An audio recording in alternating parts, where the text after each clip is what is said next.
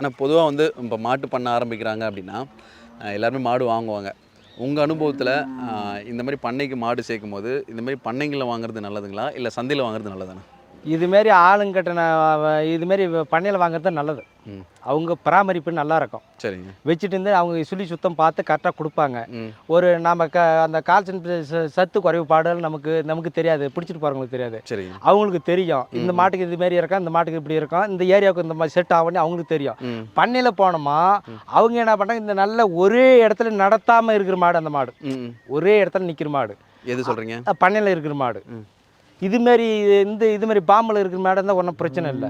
இவங்களுக்கு தெரியும் அனுபவம். இவங்களாம் 40 வருஷத்து சர்வீஸ் இவங்களுக்கெல்லாம் இவங்களுக்கு தெரியும், மாட்டு அனுபவத்தில் இருக்கிறாங்க. இவங்ககிட்ட போனோம்னா நம்மளை காப்பாற்றி வச்சுருவாங்க. இவங்ககிட்ட வந்தோம் நம்ம. ஓகே, நம்ம பார்க்கவே தேவையில்ல, அவங்களே எல்லாமே. ஆமாம் ஆமாம் ஆமாம் ஆமாம், அதே முடிச்சிட்டீங்க. முடிச்சு. சரிண்ணா. இங்கேருந்து டிரான்ஸ்போர்ட்டுக்கு எவ்வளோ ஆகுதுண்ணா? 3500 சொல்லிக்கிறாங்க. 3500. சரி, புக் பண்ணிட்டீங்க? புக் பண்ணிட்டேன். ஓகே, வண்டி வந்தால் ஏற்றிட வேண்டியது. ஏற்றிருத்தோம். சரிண்ணா, ரொம்ப நன்றிண்ணா. சரிண்ணா.